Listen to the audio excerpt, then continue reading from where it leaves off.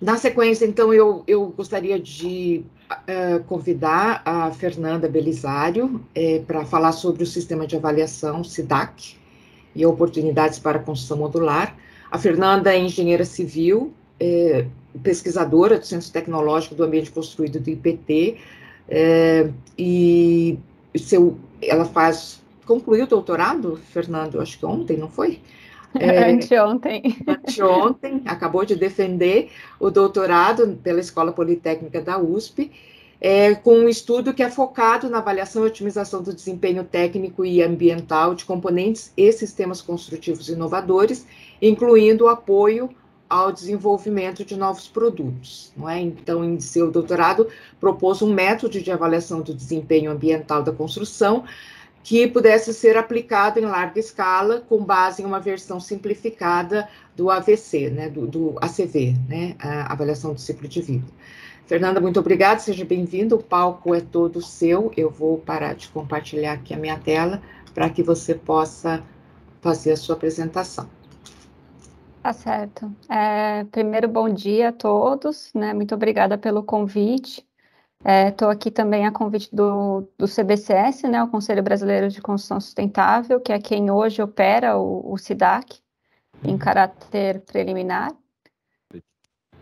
Bom, então a ideia hoje é a gente passar dar uma visão geral sobre o Sistema de Avaliação do Desempenho Ambiental da Construção, né, o SIDAC, e considerando, né, que a gente está na Aliança de Construção Modular, discutir algumas oportunidades específicas para a construção modular associadas a esse sistema. Essa é a agenda da apresentação, né? Eu queria começar com um breve contexto, né, do porquê a gente deve medir indicadores ambientais da construção e como fazer essa medição, para a gente ter um nivelamento de conhecimento. Aí eu vou falar sobre o que é o SIDAC e como ele pode ser utilizado, discutir alguns próximos passos que já estão pensados para esse sistema, e por fim a gente pode abrir para discussão do que seriam as oportunidades para a construção modular e eventualmente alguma coisa que possa ser feita até no âmbito da própria aliança. Então, por que medir indicadores ambientais da construção, né? A gente está num contexto aí de emergência climática, né? Essa é uma simulação que foi feita pelo IPCC, da temperatura média do planeta. A gente já está com uma temperatura média 1 grau Celsius acima dos níveis antes da Revolução Industrial, né? E de acordo com essas simulações, porque a gente começou a medir temperatura faz pouco tempo, né, que existe o termômetro, esse aquecimento ele não teria precedentes em pelo menos 2.000 anos. Então, realmente, é algo atípico que está acontecendo e não associado a causas naturais, é realmente causado pelas ações dos seres humanos, né? E a principal causa disso é o aumento da concentração de gases de efeito estufa na atmosfera, sobretudo o CO2. Então, hoje a gente já rompeu a barreira dos 400 ppm, né? Isso são dados monitorados aí por uma agência americana, né, vinculada à NASA. E isso realmente não tem precedentes, pelo menos nesse planeta aí, em centenas de milhares de anos. Então, é algo que realmente a gente está mexendo de uma forma muito sistêmica no nosso planeta. E a gente já está sentindo as consequências das mudanças climáticas também, né? Então, essa semana mesmo, a gente está vendo aí no noticiário uma onda de calor na Europa e em outros países também do hemisfério norte, em outras regiões, né? Estados Unidos, China, recordes de temperatura sendo quebrados, e isso tem consequências, né? Então, tem mortes associadas a isso, incêndios. E isso está realmente se alastrando ao redor do mundo. Os eventos climáticos extremos estão se tornando cada vez mais intensos e frequentes, né? Então, essas são todas fotos com menos de 1 ano, e alguns deles são, inclusive, novos, né? Então, não sei se vocês estão lembrados da tempestade de areia que aconteceu no interior de São Paulo no ano passado. Foi algo que não tinha muito precedente aqui no Brasil, pelo menos aqui nessa região. Então, e isso tudo traz consequências econômicas negativas e também sociais, né, para não mencionar a perda de vidas aí, por exemplo, nos deslizamentos que aconteceram em Petrópolis e nas enchentes do Nordeste. E o que a construção civil tem a ver com isso, né? Bastante, porque o uso e operação de edifícios e a produção dos materiais de construção necessários para construir edifícios e obras de infraestrutura, eles representam 42% do consumo global de energia e 47% das emissões globais de CO2. Então, a gente tem realmente uma responsabilidade muito grande no problema, mas isso também significa que a gente é parte importante da solução desse problema. E se a gente quiser manter essa questão do aquecimento global na esfera do previsível, não é nem mais do confortável, a gente precisa de uma mudança muito radical na forma como a gente faz as coisas, né? A gente vem num crescente aí de emissões de CO2 desde a Revolução Industrial. Hoje, as emissões totais no planeta são da ordem de 40 bilhões de toneladas por ano, e a gente precisa chegar em aproximadamente zero, né, em termos de emissões líquidas, até o final desse século, se a gente quiser limitar aí o aquecimento global a 2 graus Celsius, que é o que está no Acordo de Paris. E esses 2 graus Celsius, eles saíram das previsões, né, desse painel intergovernamental de mudanças climáticas, do IPCC, que é justamente para isso, manter as medidas, os efeitos das mudanças climáticas na esfera do previsível. Acima disso, as coisas já começam a entrar numa seara que a gente não tem muito como prever com os modelos que a gente tem hoje. E para a gente conseguir ter essa redução drástica das emissões, a gente tem que ter realmente todas as atividades humanas pensando em reduzir emissões. A gente não vai conseguir atingir esse objetivo se a gente continuar restringindo essa discussão a alguns edifícios com certificação de sustentabilidade, ou alguns tipos de obra, ou a alguns setores. Todo mundo tem que fazer o que for possível para reduzir as emissões. E para isso a gente precisa medi-las, né? Porque a gente precisa realmente ter certeza se a gente está caminhando na direção certa ou não. Para quem não se motiva apenas pela questão ambiental, também tem a questão de custo, né? Em algum momento é possível que o CO2 vire um custo. Então, esse é um mapa do Banco Mundial de iniciativas de taxação de emissão de CO2 ou de mercados regulados de carbono ao redor do mundo. Então, tem vários países que já impuseram impostos sobre emissões ou sobre combustíveis fósseis, que é a forma mais fácil de operacionalizar isso.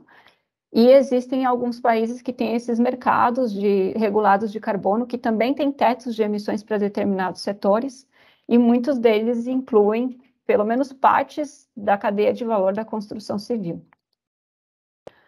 Por outro lado, também existe uma oportunidade associada à construção de baixo carbono, né? Então, são vários relatórios ao redor do mundo, dando, enfim, diretrizes, né, de como reduzir o carbono das edificações, seja durante a fase de uso e operação das edificações, com medidas de eficiência energética, substituição de fontes fósseis por fontes renováveis de energia, mas também olhando cada vez mais para o carbono incorporado pelos materiais nas edificações.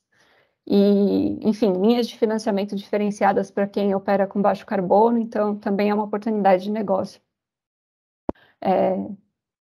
reduzir essas emissões de carbono. E aí a gente chega em como medir esses indicadores, então, já que isso é tão importante, né? E eu trouxe um exemplo aqui, pensando, né, no público da Aliança de Construção Modular, peguei um dos sistemas que talvez possa ser enquadrado aí, né, na construção modular, que seria uma edificação em wood frame, né? Se a gente considerar só do berço à obra, né, sem considerar o uso e operação da edificação, a gente tem um ciclo de vida que eu preciso da produção da madeira, que é utilizada na estrutura, né, do wood frame, e isso me liga, deixa eu pegar aqui o apontador a laser. Então, eu preciso da madeira da estrutura, e isso me liga à exploração florestal para a produção dessa madeira. Eu preciso de uma placa, por exemplo, de gesso acartonado para fazer o fechamento interno. Então, eu vou ter aqui a produção do gesso, né, e também a produção do papel, né, do cartão, utilizado nas faces dessa placa. E aí, de novo, eu volto aqui para a exploração florestal e a produção da celulose. E a fechamento externo, por exemplo, se for numa placa cimentícia, eu vou ter a cadeia de produção do cimento e da areia, por exemplo, né? Lógico que tem outras coisas aqui, parafusos, enfim, isolantes e tal, mas eu deixei aqui um exemplo bem simples. Então, onde que vem o CO2, né, nessa história? E aí, assim, lógico, o CO2 não é o único fluxo, mas eu vou mencioná-lo aqui para deixar também mais simples. Primeiro é o consumo de combustíveis fósseis, né? A gente tem aí, ao longo desse ciclo de vida, uma série de equipamentos que são movidos a, por exemplo, diesel, se a gente for pensar, sei lá, nas escavadeiras e perfuratrizes que atuam na exploração de gipsita ou calcário, ou mesmo de areia, isso consome, né, diesel e aí emite CO2. A gente também tem o consumo de diesel nas operações de transporte, todas, né? Praticamente a gente opera com combustível fóssil. Nos processos de transformação, né? Então, por exemplo, na fabricação de cimento, consome-se coque de petróleo, né? Em grande parte dos casos, no forno, né? A mesma coisa que se a gente tiver algum gerador em alguma fábrica, enfim, a gente tem consumo de combustíveis fósseis ao longo de toda a cadeia. E aí a gente tem as emissões correspondentes da combustão desses combustíveis. Mas não apenas, né? A gente também consome energia elétrica, principalmente nas operações fabris, né? E na própria obra para fazer essa montagem. E essa energia ela precisou ser gerada. Aqui no Brasil, com sorte, a gente tem uma boa parte da nossa matriz elétrica, ela é renovável. Se eu não me engano, esse percentual está em 83% hoje. Mas tem uma parte que vem de termoelétricas movidas a combustível fóssil, né? Por exemplo, gás natural. E aí a gente tem uma certa emissão de CO2 também associada ao uso da energia elétrica em alguns pontos desse ciclo de vida. A gente também tem uma emissão direta de CO2 na calcinação do cimento, né? Então é inerente à reação química aqui de decomposição do calcário, então isso também precisa ser considerado. E se a gente soma todas essas emissões ao longo do ciclo de vida, a gente consegue chegar aí no indicador de emissão de CO2 para a produção dessa casinha de wood frame, por exemplo, né, em quilos de CO2 por metro quadrado de área útil, por exemplo. E para isso a gente precisa fazer um inventário, que é exatamente o que a palavra diz, é uma contabilidade mesmo. As contas, elas no fundo são bem simples, assim, são aritméticas com divisões, multiplicações e somas, né? Então, eu vou pegar aqui uma dessas cadeias para exemplificar, né? Se a gente quiser saber o quanto que está sendo contribuído por conta da produção do cimento que é utilizado na placa cimentícia. A gente tem lá no começo o consumo de diesel da escavadeira que atua e das perfuratrizes que atuam na produção de calcário, por exemplo. Então, a gente tem um certo consumo de diesel por mês, a gente tem uma certa produção de calcário por mês, se eu divido os dois, eu chego em litros de diesel por quilo de calcário, e eu tenho o fator de emissão de CO2 do diesel, né, em quilos de CO2 por litro de diesel. Multiplicando um pelo outro, eu chego em quantos quilos de CO2 eu emito por quilo de calcário. Na fábrica de cimento, eu preciso pegar esse CO2 que veio do calcário, então eu preciso do consumo de calcário por quilo de cimento. Também tem o consumo de pet coke por quilo de cimento e o fator de emissão do pet coke e o CO2 que é emitido da reação química do cimento mesmo. Se eu somo tudo isso, eu chego em quantos quilos de CO2 eu emito por quilo de cimento. Depois eu vou ter esse transporte do cimento até a fábrica, e aí eu preciso da distância rodada, e o consumo de diesel por tonelada quilômetro rodado, que é a forma como a gente normalmente mede transporte de cargas. E, de novo, eu tenho aqui o fator de emissão do diesel, eu consigo acrescentar isso.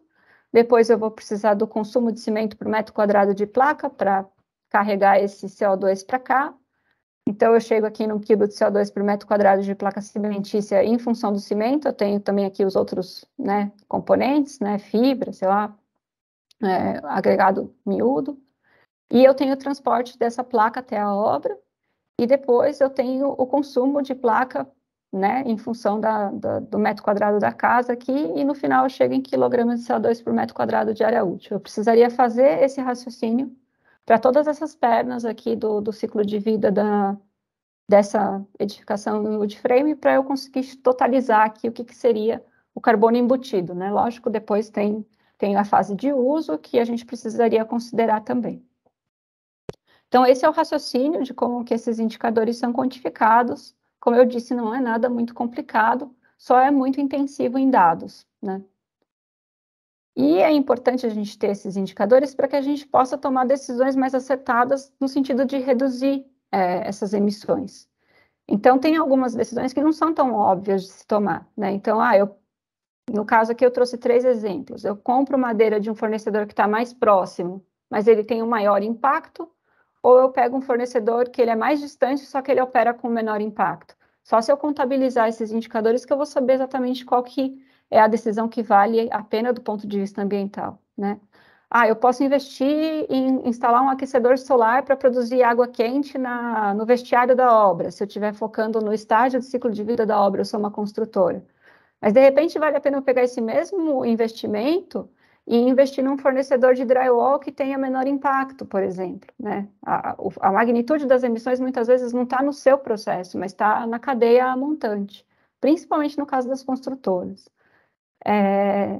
E eu também posso fazer algumas escolhas entre materiais distintos. Então, eu posso fazer um contraventamento com perfis de madeira ou eu uso uma chapa. Então, esse tipo de coisa, esses indicadores podem ajudar a considerar também critérios ambientais. Lógico que a gente sabe que critério ambiental não é a única coisa, né? Custo é muito importante também, mas para a gente começar a colocar essa variável também no processo de tomada de decisão. E o que é o SIDAC? Ele é uma ferramenta de suporte à decisão que permite calcular e divulgar indicadores de desempenho ambiental de produtos de construção com base em dados primários e verificados, e de uma forma bem simples, prática e acessível para quem não é especialista em avaliação do ciclo de vida.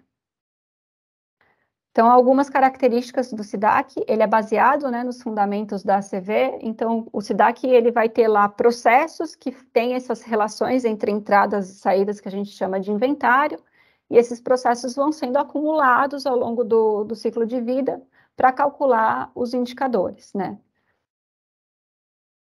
Nessa primeira versão do SIDAC, a gente está cobrindo apenas do berço ao portão da fábrica, então a gente cobre apenas a produção dos materiais, incluindo os processos que fornecem o que a gente está chamando de insumos básicos, então, por exemplo, geração de eletricidade, os combustíveis, alguns processos de tratamento de resíduos, isso também já tem no sistema.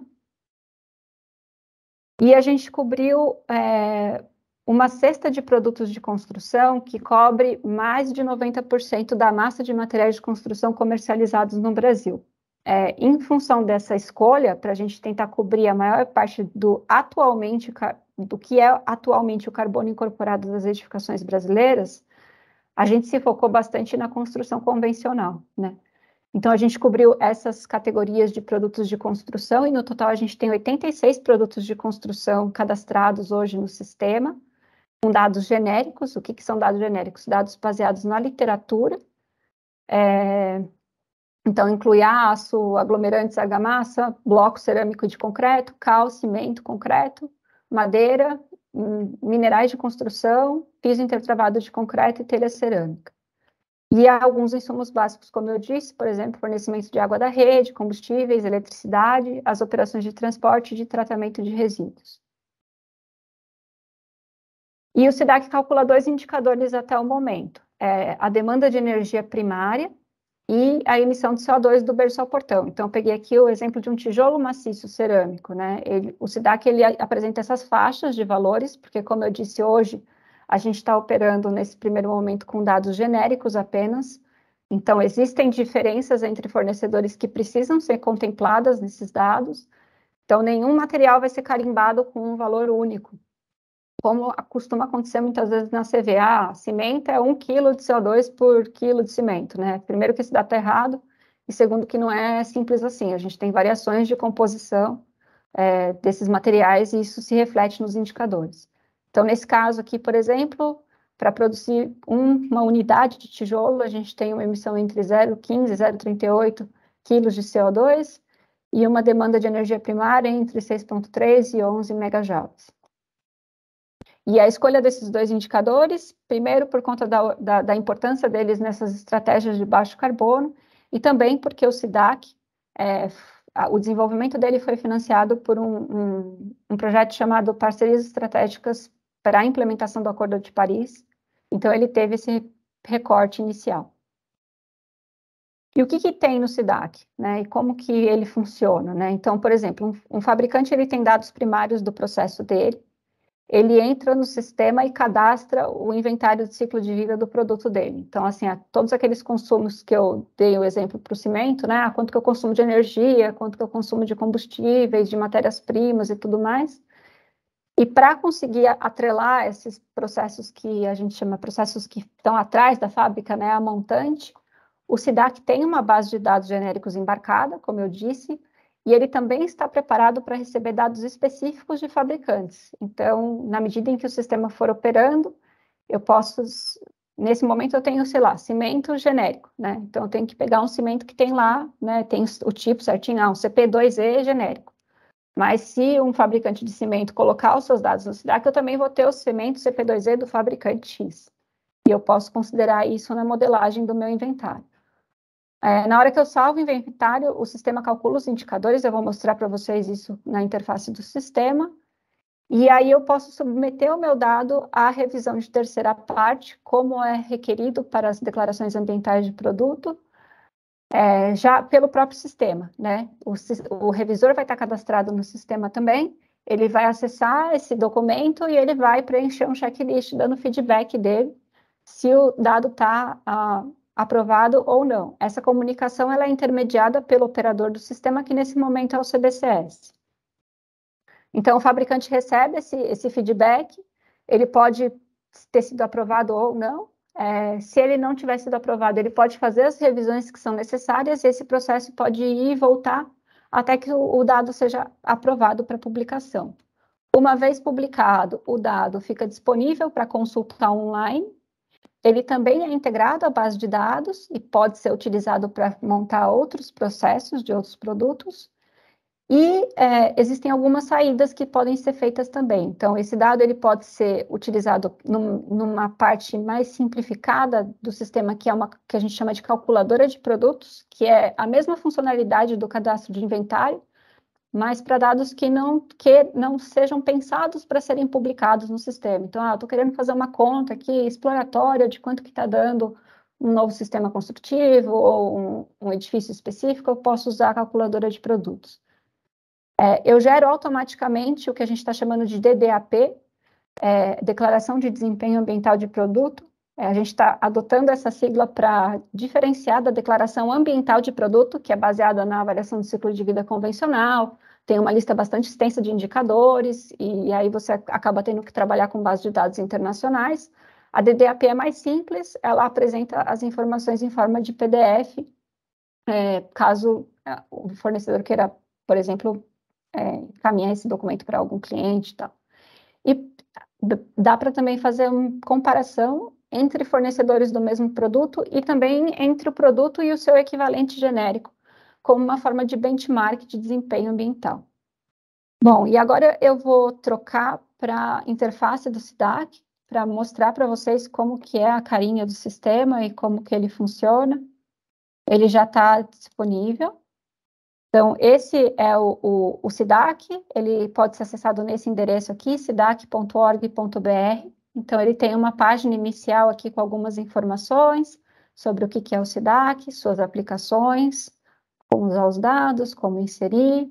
A gente também desenvolveu alguns vídeos instrutivos sobre o uso do sistema, né? E tem aqui também o registro do webinar de lançamento do sistema e do treinamento que a gente deu nesse webinar de lançamento que aconteceu no dia 27 de abril. E algumas notícias aqui. E né, a identificação aqui de quem apoiou o desenvolvimento, né? O SIDAC, ele é um sistema do Ministério de Minas e Energia, então é algo oficial. E, inclusive, a institucionalização dele hoje está tramitando lá no Ministério. Isso vai para a gente ter a ideia é que tem um decreto interministerial entre o Ministério de Minas e Energia e o Ministério do Desenvolvimento Regional, institucionalizando o SIDAC, e nesse momento ele é operado pelo Conselho Brasileiro de Construção Sustentável. Então, aqui tem uma aba do Quem Somos, né? Todas as instituições que foram envolvidas no desenvolvimento do SIDAC. Então, a gente teve um comitê executivo durante o projeto de desenvolvimento, que foi desde o início de 2021 até abril de 2022. A gente também contou com um comitê consultivo, então a gente fazia reuniões a cada 2 meses com algumas organizações né, do setor da construção e partes interessadas no SIDAC. Aqui estão as associações desses produtos que estiveram na primeira cesta de materiais do SIDAC e alguns usuários. A metodologia do SIDAC foi revisada por um comitê científico com participação de diversos especialistas aí nessa área de ACV da construção. E a equipe executora incluiu aqui o CBCS, né, como coordenador, a USP, o IPT e a UNILA conceberam, né, a arquitetura do sistema. A gente teve a Chemical Code, que foi o desenvolvedor de software, que desenvolveu esse sistema para a gente. E na coleta dos dados, que estão nessa primeira versão, a gente teve várias universidades participando, né? Então, além da USP, IPT e UNILA, também participaram a Federal do Rio Grande do Sul, a Federal do Paraná e a Unicamp. A gente tem uma aba de conteúdo técnico aqui, então aqui, por exemplo, tem o documento com toda a metodologia do SIDAC e os relatórios dessas coletas de dados genéricos aqui todos também disponíveis para consulta. Aí, indo para as funcionalidades do sistema propriamente dita, então, a primeira coisa que a gente pode fazer aqui é consultar os indicadores de desempenho ambiental dos produtos.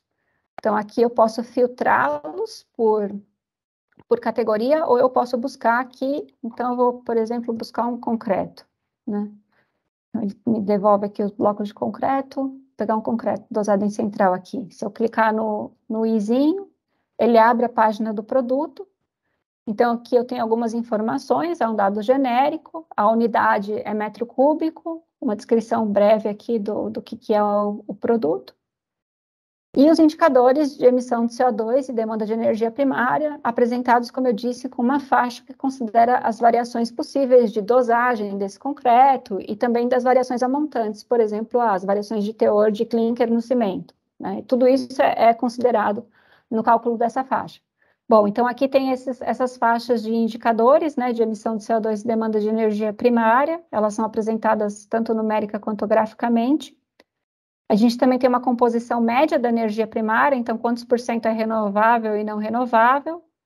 E para os dados genéricos, a gente disponibiliza as informações detalhadas do processo, né? Então, qual é a descrição, as fontes de dados que foram utilizados, algumas considerações, quem fez esse dado, e o inventário de ciclo de vida, né? Com todas as entradas e saídas que geraram esses indicadores. Para os dados específicos de fabricante, essa parte aqui não vai ser aberta, porque envolve dados sensíveis, então a ideia não é essa, mas para os dados genéricos não tinha problema da gente abrir e acaba dando uma maior transparência ao sistema.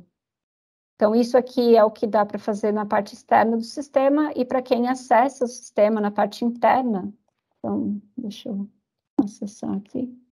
Eu estou aqui com o privilégio de administrador do sistema, então aparecem algumas telas que não vai aparecer para um usuário normal, mas eu tenho aqui o que eu chamei de calculadora de produtos, né?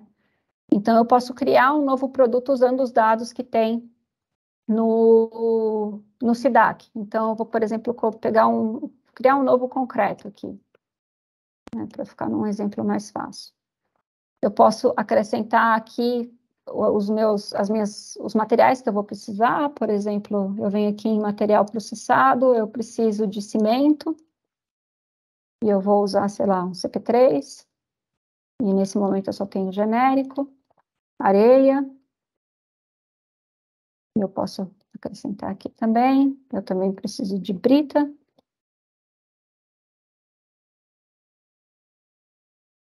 e eu vou precisar de água, e eu posso pegar água da rede pública, e, sei lá, energia elétrica para minha central. Vou pegar a eletricidade da rede pública também. Então, eu já acrescentei aqui tudo que eu preciso, e aí eu posso colocar as quantidades, né, do que eu vou precisar. Então, vamos supor, 300 quilos de cimento, 1.000 quilos de areia, está dando 1.300, mas sei lá, 800 quilos de brita e 200 litros de água. Posso trocar a unidade aqui, algum consumo de energia elétrica, sei lá. Isso aqui tudo por 1 metro cúbico, né? Porque eu tenho que adicionar aqui o meu produto, então o meu produto é um concreto, eu estou produzindo 1 metro cúbico de concreto. E eu posso acrescentar também os transportes dessas matérias-primas. Então, por exemplo, minha areia vem num caminhão-truque e ela viaja 100 quilômetros até chegar na minha central, por exemplo. Eu posso fazer isso para os outros também. E no momento em que eu clico em salvar, o sistema vai calcular esses indicadores para mim, né? Então, aqui tem o meu indicador de emissão de CO2 e demanda de energia para o meu concreto, né? Essa funcionalidade está disponível já para qualquer pessoa que fizer o cadastro no SIDAC, e o cadastro é bem simples, é realmente só colocar lá o nome e e-mail, alguns dados iniciais, e aí você fica com esses produtos salvos aqui na calculadora de produtos. Se for para submeter o dado para revisão, aí é outra interface que precisa acessar. Então, deixa eu mostrar aqui na nossa interface de teste. A gente precisaria...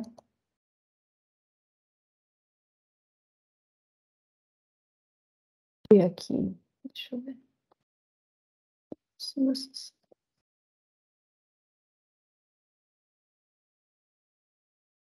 Essa conta aqui eu não tenho nenhuma empresa criada, mas eu precisaria ter uma empresa criada no meu nome, e aí eu acessaria uma conta uma interface bastante semelhante a essa daqui, só que com todos os detalhes que eu preciso prover sobre o meu processo, né? Que são esses detalhes aqui. E dá para ver nos processos genéricos, por exemplo, que foram publicados nessa primeira versão. Então, o nome, o início, o fim, a descrição, né? As fontes de dados e tudo mais. A revisão, como eu disse, ela é feita pelo próprio sistema. Então, por exemplo, esse aqui foi um processo que foi publicado, e dá para ver que ele passou por uma primeira revisão e foi reprovado. E aqui vem exatamente o que aconteceu para ele ser reprovado e um parecer. Aí ele foi submetido de novo para revisão, foi de novo reprovado, né? E aí no final ele foi aprovado, porque a pessoa que estava responsável fez todas as revisões e foi publicado na primeira versão do SIDAC. Dá para vocês verem que a gente já utilizou todas essas funcionalidades do sistema enquanto a gente estava desenvolvendo, como uma forma de teste, né? Com os vários bolsistas que participaram do desenvolvimento desse sistema. E aí aqui na versão de teste, que é os que a gente estava usando para mostrar, eu consigo mostrar a DDAP. Então, a gente tem aqui uns concretos fake aqui que a gente estava fazendo para um paper que a gente quer publicar. Então, aqui tem um concreto X25, que é dessa empresa Concreto X, e aqui eu consigo emitir uma declaração de desempenho ambiental, e o sistema emite aqui um PDF bonitinho com uma síntese das principais informações, aqui um QR Code para a gente poder verificar a autenticidade desse documento e tudo mais. E eu consigo comparar com os produtos do mesmo tipo também, né? Então, aqui eu tenho o concreto X25, eu tenho meu concorrente, que é o concreto Y, e eu também tenho o genérico dele. Então, na hora que eu comparo aqui o meu desempenho ambiental com um dos meus concorrentes, eu consigo ver aqui como é que está a minha emissão de CO2 e minha demanda de energia. Como a gente tem muita incerteza por conta do uso de dados genéricos, a gente está vendo que não tem tanta diferença assim. Mas na medida em que a gente tiver mais dados específicos, a ideia é que dê para diferenciar um pouco melhor. Então, acho que isso é sobre a interface do sistema. Como eu disse, ela está disponível, então vocês conseguem acessar e ver e se registrar aqui também. E dar feedback para a gente, porque esse sistema ainda continua em aperfeiçoamento. E eu vou voltar para a minha apresentação para falar das oportunidades futuras. Bom, quais são os próximos passos do sistema, né? A divulgação dele para a comunidade técnica nacional, porque não é um sistema desenvolvido para academia, nem para acadêmicos. Acadêmicos, a gente já tinha o software de ACV, já vinha trabalhando de alguma forma com isso, é um sistema desenvolvido para o mercado. Isso vai fazer sentido se o mercado adotar, utilizar e a gente ter isso como uma ferramenta de suporte à decisão. Então, hoje, por exemplo, é uma dessas atividades de divulgação do sistema para possíveis interessados em utilizá-lo. Como eu disse, a governança do SIDAC, a institucionalização do SIDAC está sendo conduzida pelo Ministério de Minas e Energia também, mas, enfim, a gente está em ano eleitoral, essas coisas levam um certo tempo. Além disso, a gente tem projetos já pensados para desenvolver treinamentos no uso da ferramenta.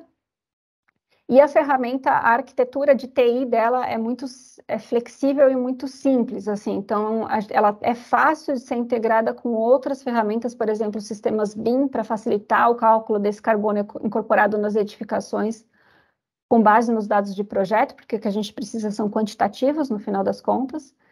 E também a gente está em discussão para integrar o SIDAC com políticas públicas, por exemplo, no PBQPH. Ampliar o escopo do SIDAC também é bastante simples, então hoje a gente está cobrindo, né, do berço ao portão, as primeiras etapas aqui, né, e os insumos básicos, e 2 indicadores, que são CO2 e energia.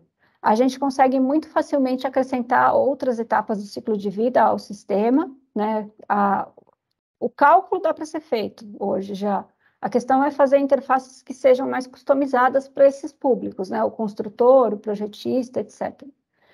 E a gente também pode acrescentar mais indicadores, por exemplo, consumo de materiais, consumo de água, geração de resíduos. Isso pode ser feito de maneira relativamente simples no sistema. A única coisa que a gente precisa garantir é que todos os inventários tenham, de certa forma, olhado para esses indicadores para a gente não ter inconsistências dentro do sistema. Por isso que a gente começou com um escopo reduzido, porque CO2 e energia a gente tinha bastante confiança de que a gente conseguiria dados e que daria para calcular de forma consistente. E para discutir algumas oportunidades para construção modular, né, eu fiquei pensando aqui o que eu poderia trazer para vocês.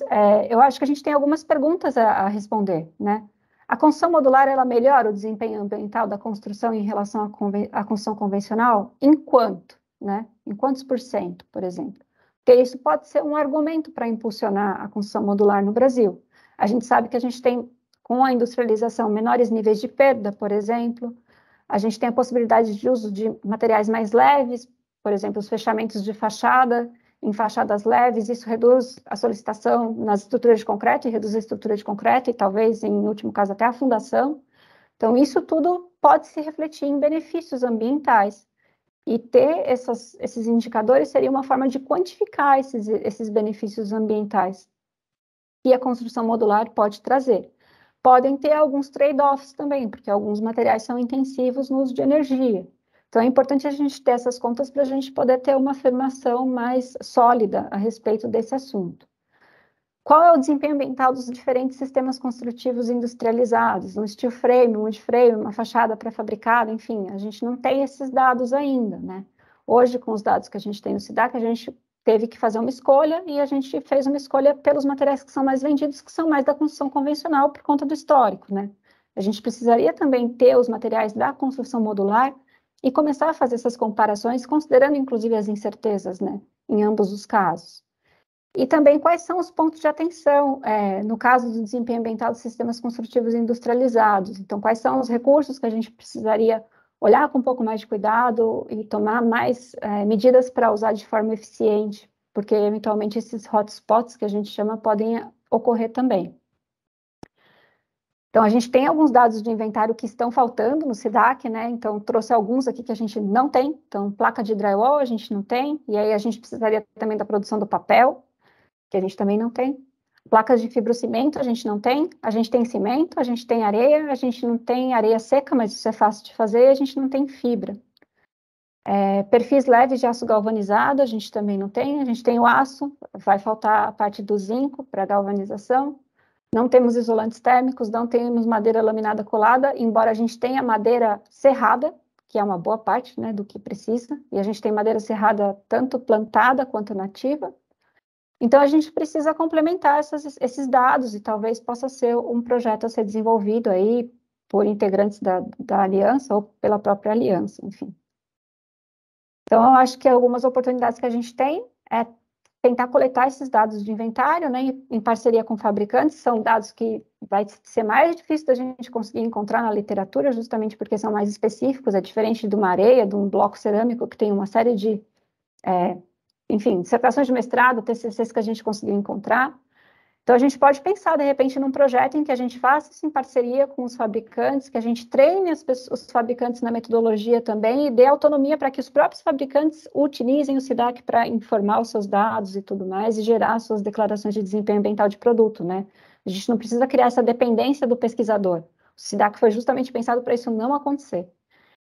E avaliar os benefícios ambientais da construção modular, nesse contexto de, né, combate às mudanças climáticas, baixo carbono. De repente, essa é uma estratégia que pode ser um argumento importante para a construção modular, pode dar acesso a outras linhas de financiamento que a gente não estava no radar.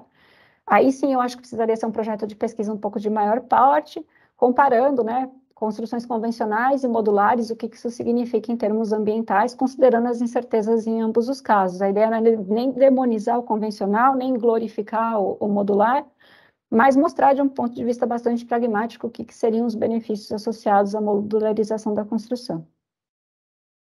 Acho que é isso. Fico à disposição aí para questionamentos. Não sei como é que foi o tempo, eu confesso que eu não controlei, mas aqui está o meu contato. Fiquem à disposição também para me mandar e-mail e acessem o SIDAC. É isso. Muito obrigada, Fernanda.